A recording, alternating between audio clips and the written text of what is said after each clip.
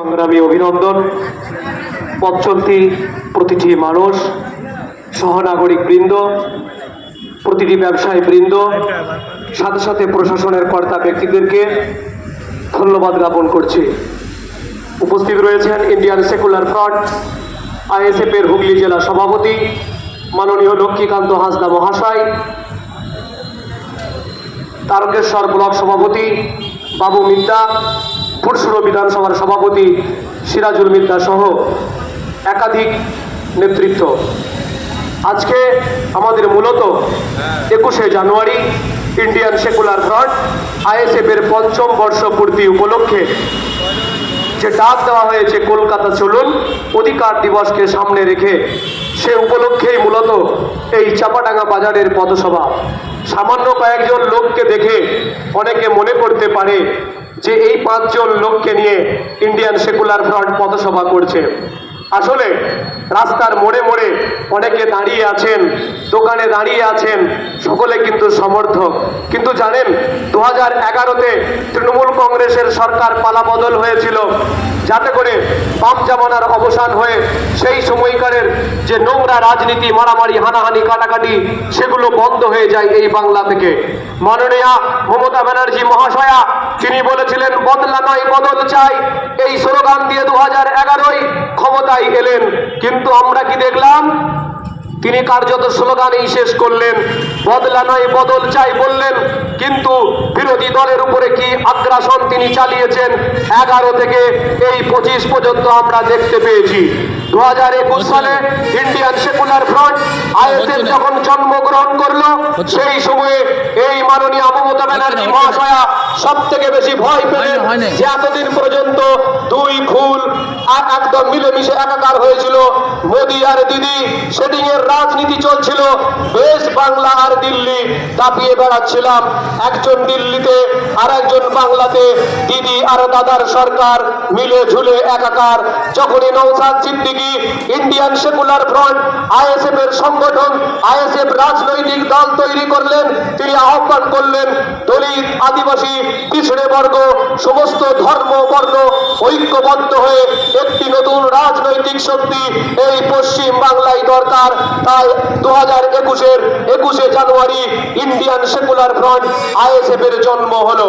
জানেন আইএসএফ কে অনেকে সাম্প্রদায়িক রাজনৈতিক দল বলে তাগিয়ে দেওয়ার চেষ্টা করে, কিন্তু আপনারা জানেন যেই তৃণমূল কংগ্রেস আইএসএফ কে সাম্প্রদায়িক দল বলে দাগিয়ে দেওয়ার চেষ্টা করে, এই তৃণমূল কংগ্রেস পশ্চিম বাংলায় সব থেকে বেশি সাম্প্রদায়িকের রাজনীতি এই মাননীয় মমতা ব্যানার্জি করেছেন।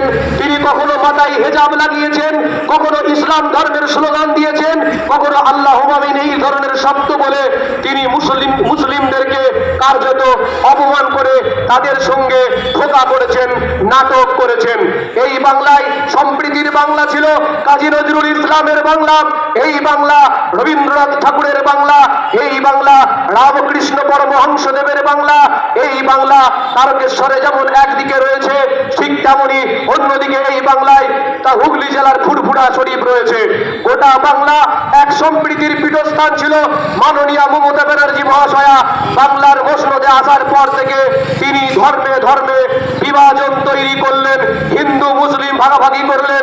আপনারা জানেন এই মাননীয় মমতা ব্যানার্জি মহাশয়া তিনি ফলাও করে বলেন এই বাংলায় তিনি নাকি সম্প্রীতির রাজনীতি করছেন। আমরা দায়িত্বহীন ভাষায় বলি এই বাংলা সহ গোটা ভারতবর্ষে সব থেকে বড় সাম্প্রদায়িক দল থাকলে সেটা বিজেপি, এবং এই বাংলায় সব থেকে বড় সাম্প্রদায়িক দলটির নাম হলো তৃণমূল কংগ্রেস, তৃণমূল কংগ্রেস, তৃণমূল কংগ্রেস। কারণ এই দুই ফুল আলাদা কোনো ফুল নয়, পদ্ম ফুলের গর্ভ থেকে জন্ম হয়েছে এই জোড়া ফুলের, তাই দুই ফুলকে আলাদা করে দেখার কোনো দরকার নেই।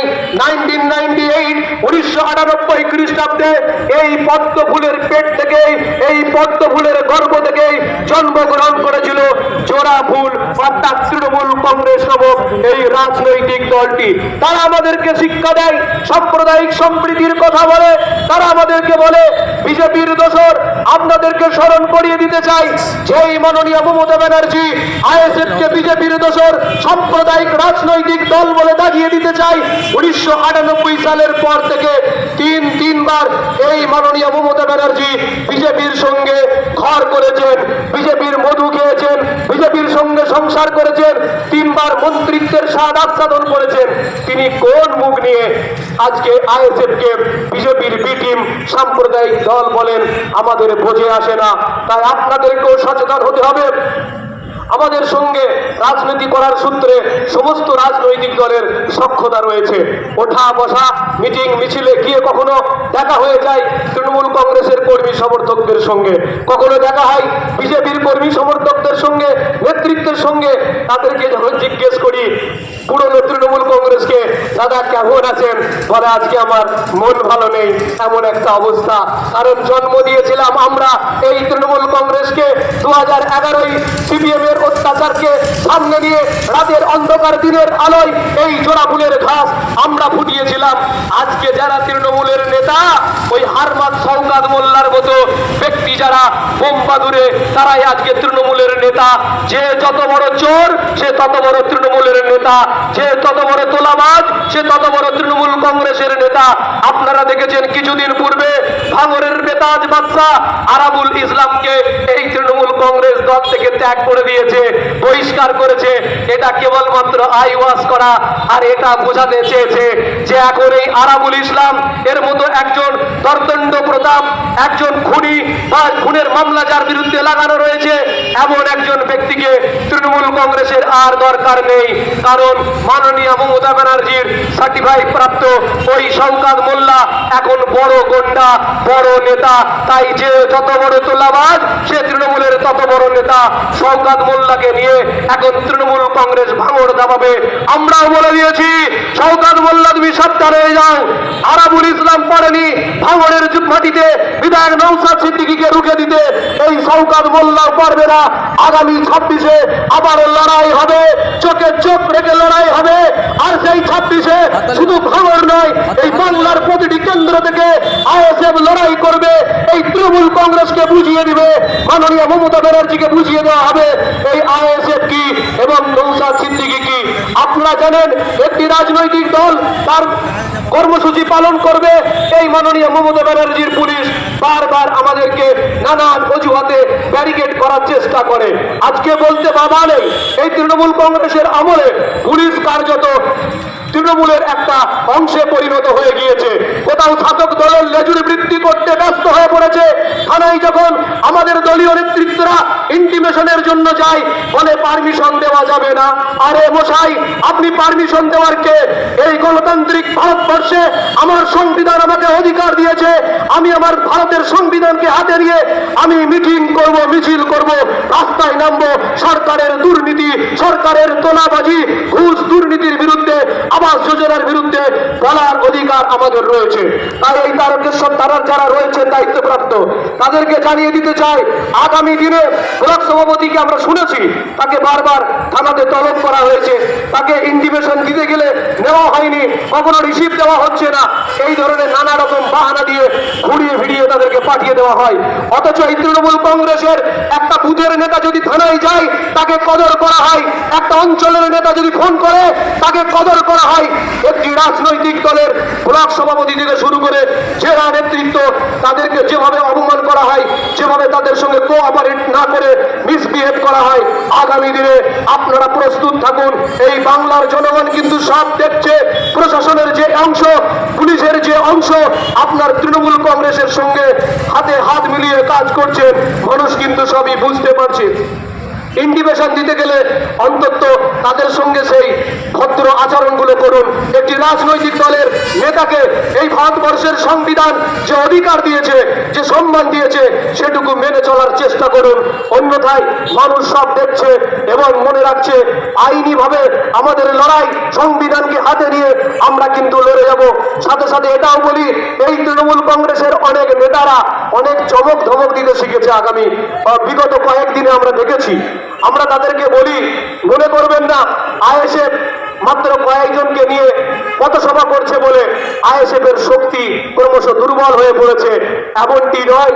বরং যত দিন যাচ্ছে তৃণমূল কংগ্রেস ক্ষয়িষ্ণু দলে পরিণত হচ্ছে। মাননীয় মমতা ব্যানার্জির পায়ের তল থেকে মাটি সরে যাচ্ছে, মাননীয় অভিষেক ব্যানার্জির পায়ের তল থেকে মাটি সরে যাচ্ছে। তাই তারা বুঝতে পেরেছে আগামী দিনে এই তৃণমূল কংগ্রেসকে যদি এই বাংলা থেকে উৎখাত করতে পারে, উৎখাত করার জন্য যে রাজনৈতিক দলটি শক্তি নিয়ে ঝাঁপিয়ে পড়েছে, সেই রাজনৈতিক শক্তি বিজেপি নয়, ভারতীয় জনতা পার্টি আন্ডারস্ট্যান্ডিং করে এই তৃণমূল আর বিজেপি বোঝাপড়া করে রাজনীতি করছে। তাই আগামী দিনে এই ভারতবর্ষের এই পশ্চিম বাংলায় যদি তৃণমূল কংগ্রেসকে উৎখাত করতে পারে, সিপিএম কংগ্রেস নয়, একমাত্র বিকল্প শক্তি বিধায়ক নওশাদ সিদ্দিকী। তিনি যেভাবে গরিব পিছড়ে বর্গ দলিত অসহায় মানুষদের পাশে ধর্ম বর্ণকে না দেখে তিনি যেভাবে মানুষের পাশে দাঁড়াচ্ছেন, আগামী দিন মাননীয় মমতা ব্যানার্জি সেটাকে ভয় পেয়েছে। যে কথা বলছিলাম যে অনেকে বলে নওশাদ সিদ্দিকী একটি ধর্মীয় পরিবার থেকে বিলং করেন, সো এটা কোনো ধর্মীয় দল না। বন্ধুগণ, আপনাদেরকে ভুল বোঝানো হচ্ছে। মাননীয় মমতা ব্যানার্জি তৃণমূল কংগ্রেসের দল, আপনাদেরকে ভুল বোঝাচ্ছে। আইএসএফ কোনো ধর্মীয় দল নয়। যদি তাই হতো আজকে আমাদের জেলার সভাপতি লক্ষ্মীকান্ত হাসদা, আইএসএফ এর রাজ্য সম্পাদক বিশ্বজিৎ মাইতি থেকে শুরু করে তাপস ব্যানার্জি, শাওন দাস, জুবি শাহ, একাধিক নেতৃত্ব তারা নেতৃত্ব দিচ্ছে। তাই আপনাদেরকে আহ্বান করব, আগামী 21শে জানুয়ারি আইএসএফ এর ৫ম বর্ষ পূর্তি উপলক্ষে কলকাতায় ডাক দেওয়া হয়েছে অধিকার সমাবেশের জন্য। আপনারা প্রশ্ন করতে পারেন আইএসএফ ডাকছে, আমরা যাব কেন? আমরা বলেছি আপনারা এতদিন বিজেপির ডাকে সাড়া দিয়েছেন, আপনারা এতদিন তৃণমূল কংগ্রেসের ডাকে সাড়া দিয়েছেন, আপনারা এতদিন সিপিএম এর কংগ্রেসের ডাকে সাড়া দিয়েছেন, একবার আইএসএফ এর ডাকে সাড়া দিন। আগামী 26শে আমরা চোখে চোখ রেখে এই তৃণমূল কংগ্রেসের বিরুদ্ধে লড়াইটা দেব। আপনারা জানেন আর্জি করে আমার বোন, আপনার বোন, আমার আপনার বাড়ির মেয়ে দিদিকে যেভাবে আর্জি করে রাতের অন্ধকারে একটা হাই সিকিউরিটি হসপিটালের মধ্যে তাকে ধর্ষণ করে যেভাবে হত্যা করা হয়েছে, তার বিচার আমরা কিন্তু পাইনি। তাই প্রতিটি বাড়ি থেকে আগামী দিনে 21শে জানুয়ারি আমরা ডাক দিয়েছি আর্জি করের নির্যাতিতার ন্যায় বিচারের দাবিতে। আগামী 21শে জানুয়ারি কলকাতা চলুন। আপনারা জানেন এই বাংলায় এক প্রকার যে সমস্ত সরকারি চাকুরিগুলো রয়েছে এক প্রকার নিয়োগ বন্ধ হয়ে গিয়েছে। তাই আমরা বলেছি প্রতিটি সরকারি বিদ্যালয়গুলোতে যত দ্রুত সম্ভব নিয়োগ প্রক্রিয়া সম্পন্ন করতে হবে। ওবিসি সংরক্ষণ যে ছিল সেটাকে পুনর্বহাল করতে হবে। 2006 বন আইন যেটা ছিল সেই বন আইনের আমরা দাবিতে আগামী 21শে জানুয়ারি 2025 মঙ্গলবার কলকাতার শহীদ মিনার চত্বরে আইএসএফ ডাক দিয়েছে। আপনাদেরকে আবারও আহ্বান করছি, ইতিপূর্বে সমস্ত রাজনৈতিক দলের আহ্বানে আপনারা সাড়া দিয়েছেন।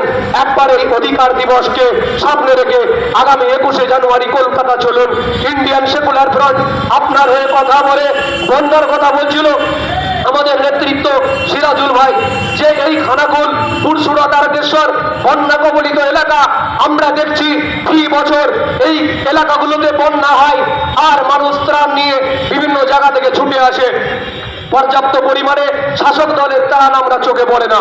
আমরা ইন্ডিয়ান সেকুলার ফ্রন্ট এবছর নওশাদ সিদ্দিকী সাহেবের নেতৃত্বে আমরা খানাকুলের বিস্তর এলাকায় ত্রাণ সামগ্রী পৌঁছে দিয়েছিলাম।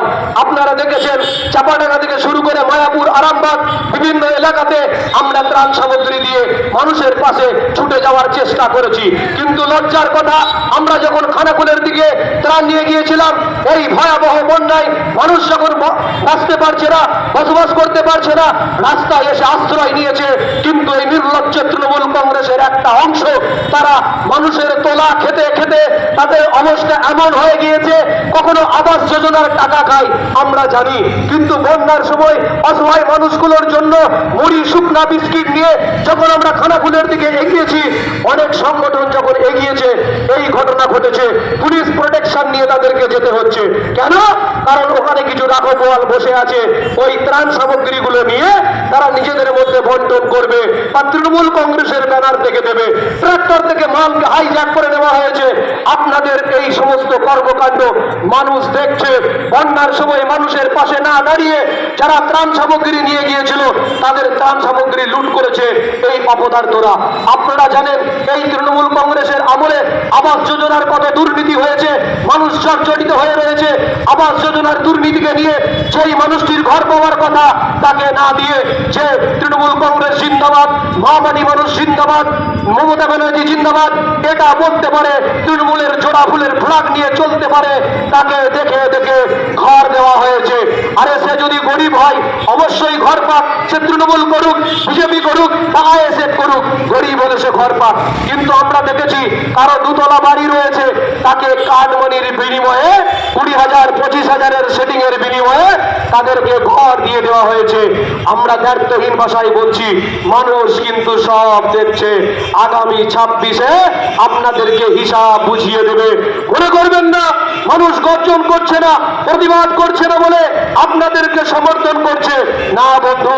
তৃণমূল কংগ্রেস আবাস যোজনায় যা দুর্নীতি করেছে, চাকরিতে যা দুর্নীতি করেছে, ওইদিকে অনুব্রত মণ্ডল থেকে শুরু করে তৃণমূল কংগ্রেসের একের পর এক নেতা যেভাবে ইট বালি কয়লা গরু সব খেয়ে নিয়েছে তা বাংলার মানুষ দেখেছে। ইদানিং আমরা দেখছি এই তৃণমূল কংগ্রেস এখন বাথরুম টয়লেট খাওয়া শুরু করেছে। এই তৃণমূল কংগ্রেস আমরা দেখেছি পঞ্চায়েত ইলেকশনে কাগজ খাওয়া শুরু করেছিল, অর্থাৎ ব্যালট পেপার পর্যন্ত এই তৃণমূল কংগ্রেস খেতে শুরু করেছে। এই পৃথিবীতে বেঁচে থাকলে আর তৃণমূল কংগ্রেস ক্ষমতায় থাকলে আগামী দিনে এই তৃণমূল আর কি কি খাবে আমাদের শুধু দেখার অপেক্ষা। গরু ঘাস খায়, ছাগলে ঘাস খায়, কিছু মানুষ আমিষ ভোজী হয়, নিরামিষ ভোজী হয়, কিন্তু একমাত্র তৃণমূল কংগ্রেস এরা হলো সর্বভূত। ইট বালি কয়লা গরু থেকে শুরু করে ব্যালট পেপার থেকে শুরু করে এভরিথিং, প্রত্যেকটা কিছুই এরা কিন্তু খেতে পারে। তাই বন্ধুরা, আপনার এলাকার যে সমস্ত তৃণমূলের নেতারা কাঠমানির বিনিময়ে আবাস যোজনার ঘর দিচ্ছে, আপনি গ্রামবাসীদেরকে নিয়ে রুখে দাঁড়ান। কোনো ঝান্ডা ধরতে হবে না। আমরা বলছি না আইএসএফের ফ্ল্যাগ নিয়ে প্রতিবাদ করুন। আপনি গ্রামের সচেতন 10 থেকে 15টা যুব সম্প্রদায়কে নিয়ে, মা বোনেদেরকে নিয়ে রুখে দাঁড়ান যে তৃণমূল কংগ্রেসের এই নেতাকে আর চুরি করতে দেব না। আমরা সজাগ হয়েছি। তৃণমূল কংগ্রেস কাদের টাকায় দিচ্ছে?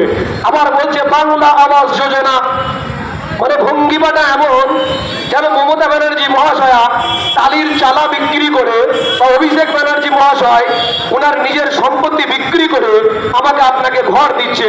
ভাবতে এমন দেখাচ্ছে, বলছে আরে দাদা তোমরা এত কেন প্রতিবাদ করছো? কেন বললে তো দিদি বাংলা আবাস যোজনা দিচ্ছে। ও বাংলা আবাস যোজনাটা তোমাদের দিদির বাড়ির থেকে দিচ্ছে নাকি? মনে রাখবেন, আপনি আমি প্রতিদিন যা কিছু ক্রয় করি তা থেকে সরকার ট্যাক্স পায়, রাজ্য এবং কেন্দ্র সেখান থেকে নিয়ে নিয়ে এক কাছে অর্থ সংগ্রহ করে আমাকে আপনাকে দিচ্ছে।